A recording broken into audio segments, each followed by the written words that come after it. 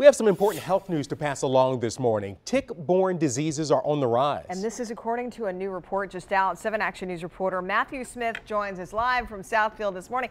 Matt, how do you prevent getting tick bites, and what do you do if you find a tick on you? All right, well, first we'll talk about prevention. You know, if you're in your yard, and yes, you can get a tick bite in your own yard, extra sunlight does help, and also even a well-manicured lawn will help out, so make sure you're not letting it overgrown. And one step further than that, we walk back in here behind the trees, a barrier of mulch or even some wood chips, that'll kind of help you when it comes to these. But what about if you're out in the woods? The reality is, and it's not exactly the most Instagrammable picture, but you don't want exposed skin, so not only can you have stuff like DEET in your insect repellent, but yeah, tuck it in the jeans. Again, not the coolest look for anybody, but it can help keep those ticks from getting on you. But if you do get bit, Cleveland Clinic's Dr. Tage explains some of the do's and don'ts.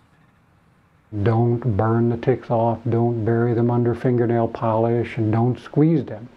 Try to take a tweezers and get as close to the skin as you can, so you get close to where their little snout is, and you remove them. But ticks can transmit a handful of diseases to humans. Lyme disease is one of the most common. Dr. Tage says ticks should be removed promptly. He says it's rare that ticks can cause illnesses in just a few hours. In fact, he says ticks usually need to be attached to someone for a day or almost 2 days before they transmit disease. Ticks feed on a person's blood, and infection occurs when bacteria from a tick enters the bloodstream. Dr. Tage says it's important that you don't squeeze a tick when trying to remove it, because you could accidentally force its bacteria into your body.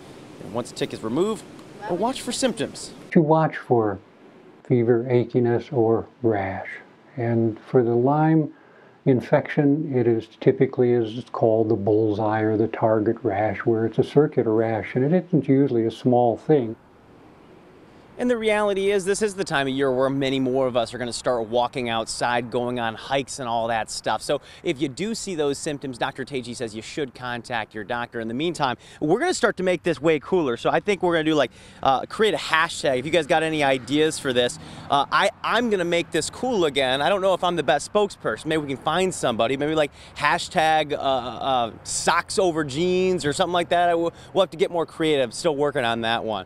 But for now, we're live in Southfield. We'll send it back to you guys in the studio. Hashtag show your socks. There you Those go. are some good looking socks, Matt. I like that. Sock game is working. Oh, absolutely.